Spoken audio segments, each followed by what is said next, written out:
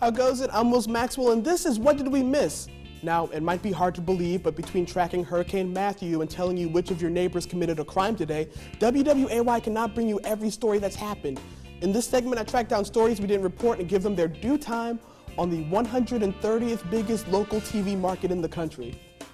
Our first story comes to us from Japan, so you can bet we're talking about robots. Toyota is now selling tiny pet robots. That's right. The car company you just barely trust to make airbags now wants you to carry a little electronic person with you. Meet Kirobo Mini, your new best friend and future overlord. This robot can talk and has the intellect of a 5-year-old, so get ready to feel awkward when a computer starts asking you immensely precocious questions about life. Now, eventually they want to make robots that are more sophisticated and can take care of the children and the elderly, which means as much as they love robots, no one at Toyota has read an Isaac Asimov book. A woman in Ohio lied about getting attacked by a clown because she was late for work.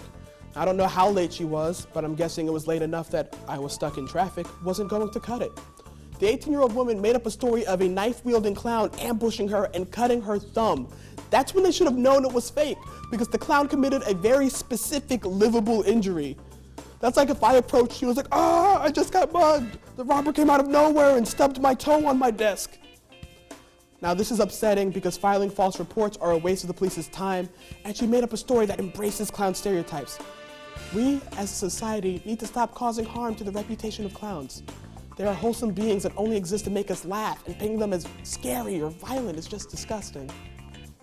Guys, I'm kidding, they're terrifying. Her story was fake, but we all need to stay vigilant. Remember, if you see something, say something. A 102-year-old woman was handcuffed and put in the back of a police car just so she could cross getting arrested off her bucket list. Missouri woman and patron saint of questionable goals, Edie Sims, was escorted by police to a senior center where she handed out homemade items to the residents.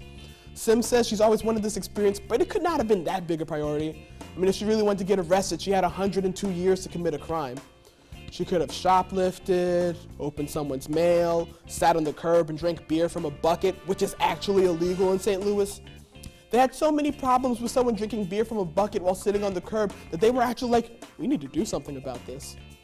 I'm glad Edie got her wish, but personally, I can never imagine longing for the cops to throw me in the backseat of a cruiser. In fact, my entire bucket list is just never get arrested. My hope is when I'm on my way out, my grandchildren can look at me and go, Grandpa, did you accomplish everything you ever wanted? And I could be like, well, I never got arrested, so yeah. In Manhattan last week, a monument was put up honoring the 400 passengers of the steam ferry Cornelius G. Kolff who lost their lives when a giant octopus dragged the ferry to the bottom of the sea. One more thing, that never happened. Artist and, I'm guessing, guy who thinks it's hilarious to tap you on the wrong shoulder and make you look, Joseph Reginella, created a 250-pound memorial to an event he made up. He didn't stop there. He also made a website, fake newspapers, and a documentary. This guy put so much effort into this lie, I wouldn't be surprised if he now believes it.